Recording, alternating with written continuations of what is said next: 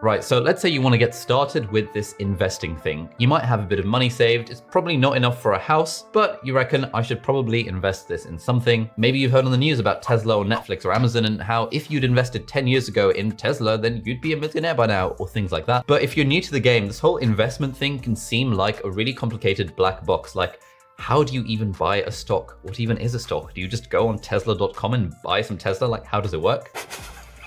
And if you try and look into this, you get all these acronyms being thrown around like Roth IRAs and 401ks in America, or like ISAs and LISAs in the UK. And on top of that, there is the anxiety that we all have that I know investing is risky and I don't want to lose all of my money. So in light of all of that, this is the ultimate guide on how to get started with investing. It is the video I wish I would have had 5 years ago when I first started investing in stocks and shares. And we're going to cover this by thinking about investing in 10 different bite-sized steps. So the first one is forgetting about investing completely and just thinking, what happens to my money over time by default? And if you've studied economics, you will know that your money loses its value over time thanks to something called inflation. Inflation is generally around about the 2%, 2.5% mark. And so that means that every year stuff costs about 2% more than it did the year before. For example, in 1970 in America, a cup of coffee cost 25 cents. But in 2019, that same cup of coffee cost $1.59. That is inflation in action. And so let's say you've got £1,000 in your hand right now, and for the next 10 years, you just stash it under your mattress and you never look at it again. In 10 years time, your £1,000 is not going to be worth £1,000 anymore because everything will have increased by 2%-ish every year.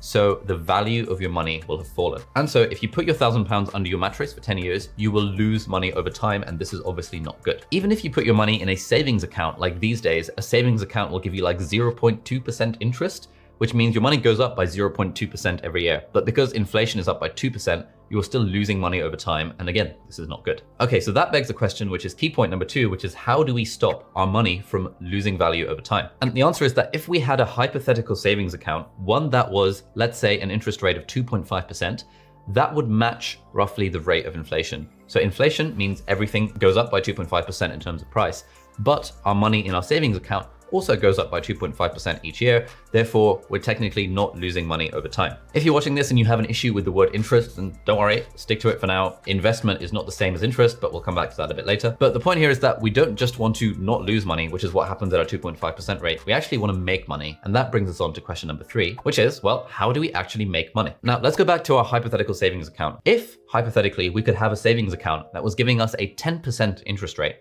this will never happen because that's just way too high. But hypothetically, if it did, that means that every year we'd be making 10% of the value of the money in our savings account. So for example, if I were to put £100 in a savings account right now, then next year it would be worth 110. And then the year after it'll be 121 because it's 10% of then the 110. And then it would be 130 something. And this would very quickly compound so that in 10 years time, my £100 will have become £259. And if we adjust for inflation, then our money is still worth £206 in 10 years time. This is pretty good. We have more than doubled our money by just putting it in this hypothetical 10% interest savings account. And it really doesn't seem like it would do that because 10% feels like a small amount of money. But if you extrapolate 10% over 10 years, you actually double your money, which is pretty awesome. Sadly, these hypothetical 10% saving accounts don't really exist because it's just way too high and real life is not that nice. These days, most savings accounts in the UK, and I imagine around the rest of the world as well, offer less than a 1% savings rate, which means you're actually still losing money over time. But we do have other options to try and get us to this magical nirvana of like, you know, this 10% saving thingy. And that is where investments come in. So point number 4 is, what is an investment? And the answer is that an investment is something that puts money in your pocket. For example, let's say you buy a house for £100,000 and you want to rent it out to people. There are 2 ways that's an investment. There are 2 ways you're making money from it. Firstly, let's say you're charging some rent to the people living in your house. Let's say you're charging them £830 a month. That becomes £10,000 a year. And so every year you are making £10,000 in rental income, which is 10% of what you originally paid for the house. That means that in 10 years time, you'll have paid off the £100,000 that you put in because you're making 10K a year. And beyond that, every year, you're just making £10,000 in pure profit. So that's pretty good. But secondly, it's an investment because the value of the house itself would probably rise over time. In general, there is a trend in most developed countries that house prices tend to rise over the long term. And so your house will probably be worth more than £100,000 in 10 years time. And in fact, in the UK historically, in the past, some people have said that house prices have doubled every 10 years. So maybe your house is worth close to £200,000. And so you've made money off of the rental income, but you've also made money off of the capital gains which is what we call it when an asset increases in value over time. But the problem is that buying a house is a little bit annoying. You need to have quite a large amount of money for a deposit. You need to get a mortgage. You need to actually have the house. You need to sort out the rental management, rent it out to people, all of that kind of stuff. If only there were a way of investing without A, having a large amount of money to start with, and B, without having to put that much effort into managing the asset as well. And that brings us on to investing in shares. And for me, basically 100% of my investment portfolio is entirely shares. I have a tiny percentage in Bitcoin and I own this house, but I don't consider this house an investment. I'll talk about that in a different video. Therefore, point number 5 is what are shares and how do they work? So buying shares is probably as close as we're ever gonna get to this magical savings account that just returns some amount of money each year. And the idea is that when you buy a share, you are buying a part ownership of the company that you've got the share in. For example, let's say that Apple have a particularly profitable year because lots of people have bought iPads as per my recommendations, and because Apple are feeling kind, they are choosing to pay out a dividend to their shareholders. So for example, they might say that they're going to issue a dividend of £1 million, and that's going to be split evenly amongst whoever owns shares in Apple based on how many shares they own. So for example, if you happen to own 1% of Apple, you would get 1% of that dividend that they've issued. So 1% of £1 million, which is £10,000. Obviously, no one watching this actually owns 1% of Apple, unless Tim Cook you're watching. I don't even know if you own that much, because that would make you an extremely rich person because Apple is a very valuable company. But that's basically how the dividend thing works. A company decides to issue a dividend as a way of returning some of its profit back to the people who have invested in the company, and therefore you make money through dividends. The second way of making money from shares is sort of like with houses in that you get the capital gains over time. So for example, let's say you bought 10 shares in Apple in 2010. At the time, those shares were selling for $9 each, so you spent $90 on buying 10 shares in Apple. As of October 2020, Apple shares sell for $115. So your 10 shares are now worth $1,150, despite the fact that you only paid $90 for them 10 years ago. Okay, so we've talked about what a share is and how you make money from them. And at this point, you've probably got a few questions like how much money you need to get started or how risky is buying shares in a company. And I promise we're gonna get to that. But point number 6 is how the hell do you buy a share in the first place? And this is where it can kind of get complicated because it's not as simple as going on apple.com/buy and just buying a share in Apple. It doesn't quite work like that. Instead, you have to go through what's called a broker. And back in the day, a stockbroker was a physical person, usually a dude, who you would call on the phone and say, hey, Bob, I want to place an order for some shares in Apple. And then Bob would type some stuff into his computer or place like a paper order, and then you would own shares in Apple. Thankfully, these days, we don't really have to talk to Bob because there's loads and loads of online brokers instead. And so you make an account on an online broker and then you can buy shares in a company through that. A bit annoyingly, every different country has their own different brokers that operate in that country because to be an online broker in a country, you have to abide by like a zillion different laws. And so in the UK, the system is different to the US, which is different to Canada and Germany and so on. In the UK, for example, most banks do have their own online brokery type things. So with most bank accounts, you can also open an investment account with them and then invest online. But usually the interface is a bit clunky, it's a bit old fashioned. And so you're usually better off going with an online broker. In the UK, the two that I use are Charles Stanley Direct and Vanguard. But before we get ahead of ourselves and make an account on Vanguard or whatever, we need to understand a few more things. And so question number 7 is how the hell do I decide which shares to buy? And the easy answer to that is that you actually don't want to figure out which shares to buy. You do not want to buy individual shares. And I'm going to tell you a little bit more about that once I've had a haircut, so see you shortly. All right, so new hair.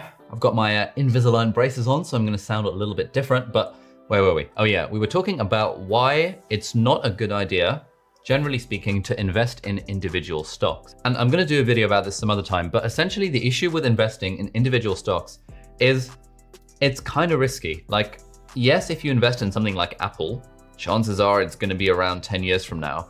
But historically, there have been quite a few companies that people were like, oh my God, this is amazing. This is the thing to invest in. And then that company went bust. So you're automatically exposing yourself to more risk if you are investing in individual stocks. Also, in general, like it's easy to say, hey, Amazon grew 10x in the last 10 years. Therefore, it's going to continue to do the same for the next 10 years. But that's trying to predict the future, and the past is no real indication of future performance. And so the advice that most people would give for beginners is that you should not invest in individual stocks, you should invest in index funds. And this is what Graham Stephan, one of my favorite YouTubers, also says as well. He says that index funds are the best, safest, and easiest long-term investment strategy for most people, which begs the question, point number 8, what the hell is an index fund? So there's basically two bits to understand here. There's the index bit and the fund bit. Let's start with the fund bit. And a fund is basically where investors will pool their money. So multiple investors would invest in the same fund. And then that fund would have a fund manager, and the fund manager decides which companies the fund is going to invest in. For example, let's say I were managing a fund and I called it Gringotts, and let's say 100 people from my audience decided to invest in my Gringotts fund.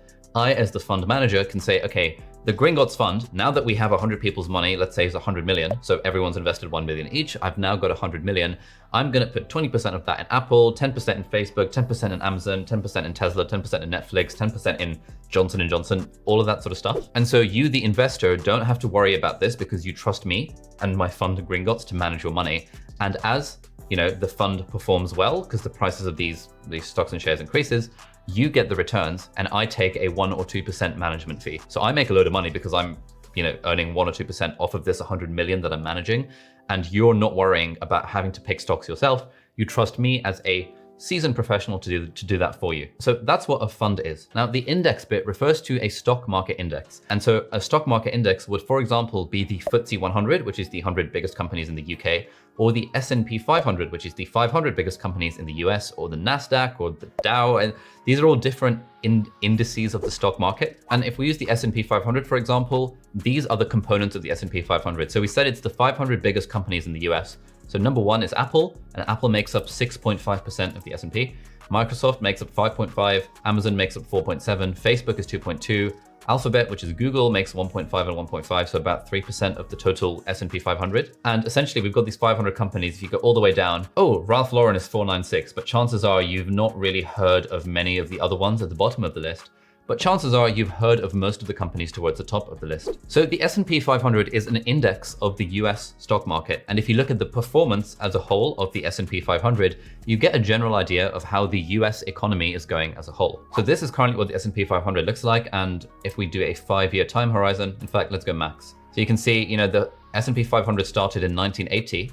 And since that time, this is what the US stock market has been doing. So, as you can see, there is a general trend upwards.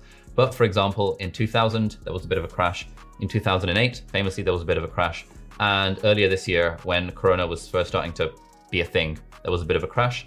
But then the market basically immediately recovered after that. Okay, so we know what a fund is, i.e. a way of pooling money, and we know what an index is, like something like the S&P 500. When you combine those, you get an index fund, which is a fund that automatically invests in all of the companies in the index. And so with me, for example, basically all of my investments, all of my money is in the S&P 500, which effectively means that 6.5% of my investments are in Apple, 5.5 are in Microsoft, 4.7 in Amazon, 2.2 in Facebook, 3% in Google, 1.5 in Berkshire Hathaway, and so on. So why is this good? Well, it's good for a lot of reasons. So firstly, index funds are really, really easy to invest in. A big problem that beginners have to investing, it's like, well, how the hell do I know which company to invest in? How do I read a balance sheet? How do I do any of this stuff? If you invest in an index fund, you actually don't have to worry about any of that. Secondly, index funds give you a decent amount of diversification. There are all sorts of companies in the S&P 500, so you're not entirely reliant on the tech sector or the oil sector or the clothing sector or anything to make the bulk of your money.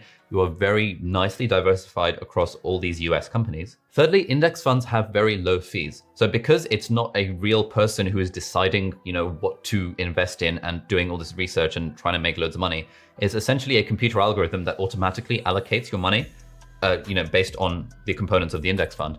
The fees for those are really low. And one of the main things about investing for the long term is that even a slight increase in your fees is going to massively impact your financial upside. And so, for example, an index fund with a 0.1% fee is so much better for you than an actively managed fund where a fund manager is charging you even 1%, because the long-term difference between 0.1% fees and 1% fees is sort of absolutely astronomical over the long term. And finally, if you look historically, and technically historical performance is not the same thing as future performance, but if you look historically, very few funds have managed to actually consistently beat the market, i.e. outperform the index. And in fact, someone like Warren Buffett famously says that if you gave him £100,000 and asked him to invest it right now, he would just invest in an index fund like the S&P 500. And in fact, in 2008, Warren Buffett challenged the hedge fund industry to try and beat the market. He said that hedge funds are a bit pointless because they charge way too high fees and they don't actually get the sort of returns they claim to get. And so he set up this 10-year bet, which this company called Protege Partners LLC accepted, where Buffett said that he was going to bet that the index fund outperformed the actively managed fund.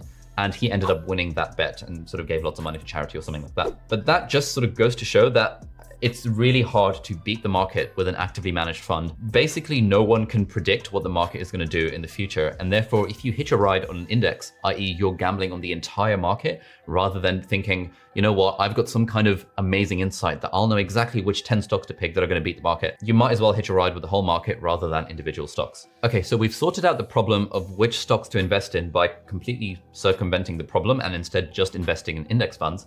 The next big question people usually have about investing in stocks and shares is the amount of risk. And that brings us to point number 9. And the argument usually goes as follows, that, hey, okay, cool, this investing in stocks and shares stuff sounds kind of interesting, but my uncle Tom Cobley invested lots of money in the stock market and he lost a load of money. And my parents have told me that investing in the stock market is a really risky thing and I shouldn't do it. And I should instead invest in real estate because real estate is safe. That is usually the sort of thing, the sort of idea that people have about investing in stocks. And naturally, there is the anxiety of what if I lose all my money? So let's talk about that now. So if we take a step back, the only way to lose money in anything is if you buy a thing and then you sell it for less than you actually bought it. Like, let's say you bought a house for £300,000 and then Brexit happens the next day and house prices plummet and now your house is only worth £250,000. At that point, if you decide to sell your house, then yes, you are losing money and you've lost £50,000. Equally, the only way to really lose money in stocks is if you buy a stock at a certain price and then you sell it for less than that price. So for example, let's say you bought shares in Apple on the 18th of February 2020, and let's say you bought one share, which at the time was $79.75. And because this is your first time investing, you keep on looking at the price of the Apple stock because every day you're thinking, ooh, have I made money? Have I made money? And really annoyingly for you, you see that over the next kind of few days, a few weeks, Apple stock is actually going down. And then on the 18th of March 2020, you decide, screw it, I'm going to sell my one share in Apple because I don't want to lose all my money. And you sell it for a measly price of $61.67. And so you technically lost $18 because you bought it at $79 in February and you sold it for $61 in March. Then you think, damn, I've lost 20% of my investment. This stock market thing is BS. I'm never going to invest in the stock market again. And you call it a day. And this would be a very bad thing to do because, for example, if we look at Apple's stock price in March, it was $57.31. But if you just held on to your one Apple share, in that time, what is it today? It's the 8th of October. Apple is now trading at $114.96. So if you just held on for a few months, you would have actually made a lot of money. You would have bought it at $79 and within, I don't know, 8 months, it would now be worth $115. That's a pretty good gain. And so the real lesson here is that when you're investing in stocks and shares, and also when you're investing in real estate, these are long-term investments. Ideally, you shouldn't be putting any money into stocks and shares that you need to access within the next 5 years. And actually, a lot of people would extend that to 10 years. And it's exactly like that with house prices. It's like if you buy a house as an investment, and then the house prices go down, it would be completely stupid of you to sell the house unless you are absolutely desperate for the money because something major has happened. And instead, if you just held onto the house, then you would have made more money in the long run because in the long term, house prices always go up. And in the long term, basically, the stock market always goes up. And that's a bit of it can be a controversial statement. It is true, but I'm going to make a video at some other point explaining why it's true. But for now, take my word for it that over the long term, the stock market always goes up. But having said that, again, this is a long-term thing. And so for example, if we look at the S&P 500 and look at how it was in 2008 at the financial crash, right? In 2007, it's $1,500, per bit of the S&P 500. And then the crash happens. And then by, February 2009, it's down to 735. So basically 50% of the value has been wiped off out of the S&P 500. Now, if you bought it in 2007 and you saw it, crashing and crashing and crashing, and then you sold when it was $800, now you've lost a lot of money because you've bought high and you've sold low. But if you just held on, it took, let's see, June 2007, it's at 1,500. It takes about up until 2013. So it takes about 5 years for it to get back to its normal level. And even if you'd invested like just before the crash and then your investment plummeted by 50%, if you had just held on, you'd have bought in at the S&P 500 at 1,500. And right now it would be 3,445. So since 2008, 2007, when you first invested, over the last 13 years, the S&P 500 has more than doubled. So you would have more than doubled your money, provided you did not panic sell when the market crashed. Now, hypothetically, could the market crash down to zero and therefore you will actually lose all your money? Yes, it could. But if the US stock market crashed literally to zero, i.e. all top 500 companies, including Apple, Google, Microsoft, Facebook, like literally every company in the top in the S&P 500, all of those got destroyed overnight and the stock market crashed to zero, the world would be in some sort of mega apocalypse and you'd have a lot more serious problems to worry about rather than the value of your portfolio of stock market indices on Vanguard. In that scenario, in that doomsday scenario, money would stop meaning anything and you'd be using money to wipe your bum because money has no value because the stock market has completely crashed. It's basically unfathomable that the global economy could be so completely wrecked such that every single company goes down to zero. In my opinion, and again, I'm not a financial advisor, this is technically not financial advice, whatever that means. But in my opinion, it's unrealistic to think that if I put my money in stocks and shares, I could lose all of it.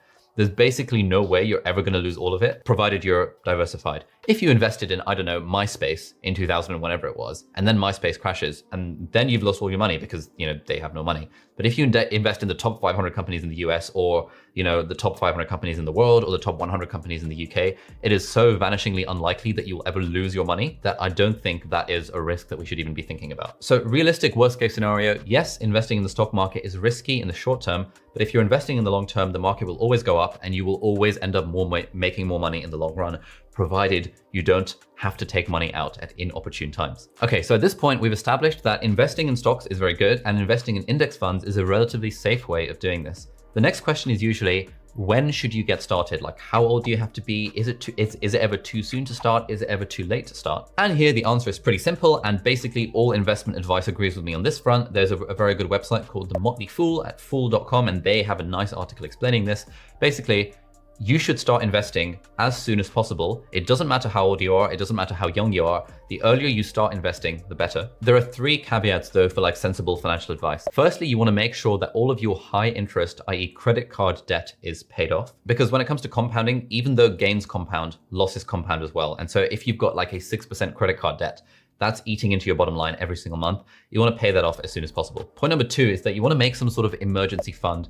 And people usually say that your emergency fund should have in cash, basically 3 to 6 months of living expenses, so that if you lose your job or if you're hit with some kind of incredible medical emergency and you're not in the UK where medical care is free, or you're in the US or something like that, then you've got money to do that and you don't have to take money out of your investments. And caveat number 3 is that you don't want to put any money into stocks that you think you might need to use in the next 3 to 5 years.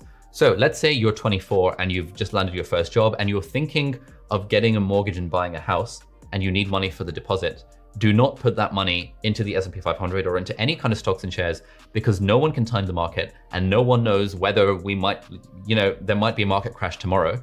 All we know is that in the long term, the stock market goes up. But if you need to buy a house next year, there is absolutely no guarantee that that money will still be worth exactly the same or worth more this time next year. So provided those 2 conditions are met, firstly, you have no high interest credit card debt, and secondly, you've already got your emergency fund, and thirdly, you're not planning to have a major expense in the next few years. At that point, absolutely everyone should be investing something into the stock market, in my opinion, whether you're 12 or 20 or 21 or 22 or 50, it doesn't matter. And as they say on The Motley Fool, there is almost no way your future self will regret making the decision to invest. And as you'll know by this point, this is because of compounding. The more time you leave your money in the stock market, the more it compounds.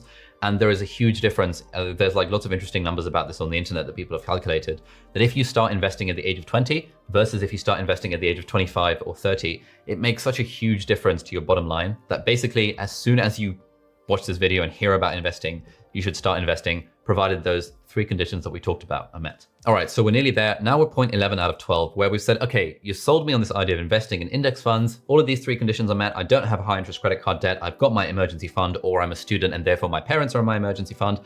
And I'm not planning to buy a house or a big thing in the next 3 years. The next question is usually, how much money do I need to get started with investing? And I know a lot of students watch my channel, and I had a lot of comments on Instagram saying, I'm 14 years old and I don't have any money. How do I get started with investing? And the answer here is, again, quite easy. Basically, start with whatever you can. So some of these websites and some of these apps that you can use to invest in stock market indices, you can start with as little as $5 or £10. Depending on the website, you might need to start with £100 or £1,000. You can research this and it kind of depends on which country you're in. But basically, you want to start investing as soon as possible, and it doesn't matter if it's a tiny amount of money to begin with. Firstly, it's useful to invest small amounts of money because compounding is always good. But secondly, and more importantly, the sooner you start investing, the sooner it becomes a habit. And so for me, for example, I started investing in 2015. I knew absolutely nothing about it before then, but I really wish I'd started investing in 2009 when I first had my first part-time job. because A, that would have encouraged good financial habits within me. I would have kept aside maybe 10% or 20% from the top line to put into my investments. Secondly, it would have meant that investing became a habit. And so I would have known about the fact that stock market indices exist. I would have done the research. I would have watched videos like this, although these weren't really a thing in 2009. And what I'm really annoyed about with myself is I started making actual money in like 2012 when my first business started to do very well.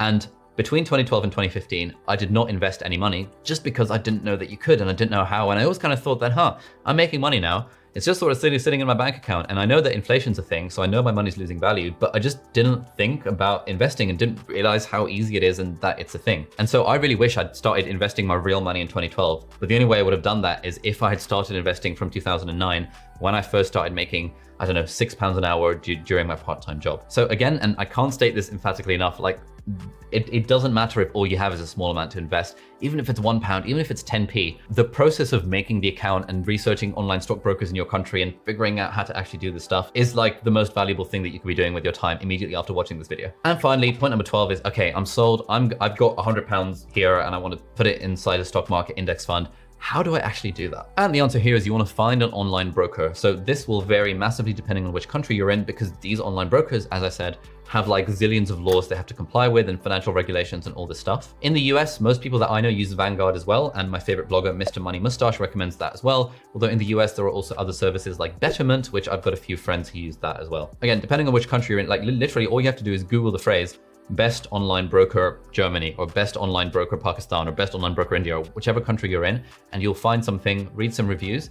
Basically, the thing you're looking for is you want to be able to invest in index funds and you want the fees to be as low as possible. I think Charles Stanley Direct, the fee is 0.25%, which was the lowest at the time when I made my account, and I think is still pretty competitive. So you want the fee to be like a really, really, really small fraction of a percentage. Then once you've made your account and verified your identity and gone through all the hoops and stuff, which sometimes takes a few days, and they send you a letter in the post to verify your address, like depending on what the regulations are. Once you've done that, then you can start just putting money in here and there. And all the friends that I've spoken to about this stuff over the last like 4 years since I first started knowing about investing in things, they've all started making accounts and sort of making these investment accounts for themselves.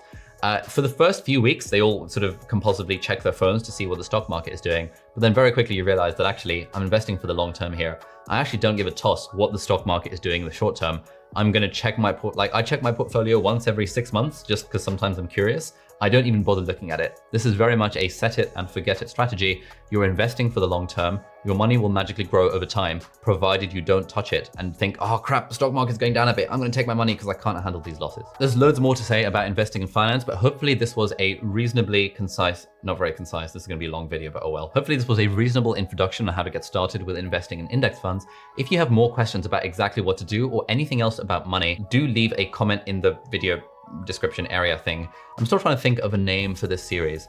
I was thinking, I posted on Instagram, there were a few options. Money Talks was quite a popular one, but that's already a film. One that I really liked was Penicillin. I think I might call the series Penicillin. That was kind of cool. A lot of people said like Financially, because my name's Ali, get it, financially.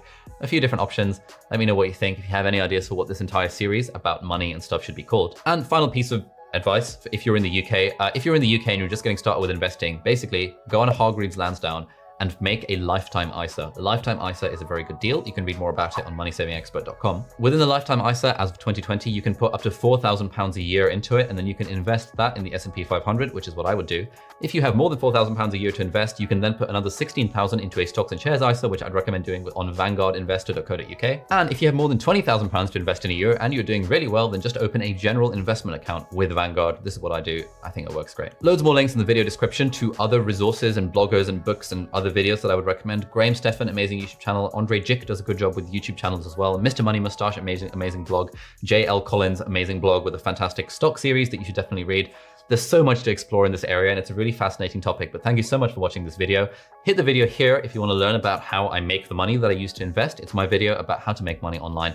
Thank you so much for watching. Good luck with investing. Make sure you invest in a stock market index fund, and hopefully I'll see you in the next video. Bye-bye.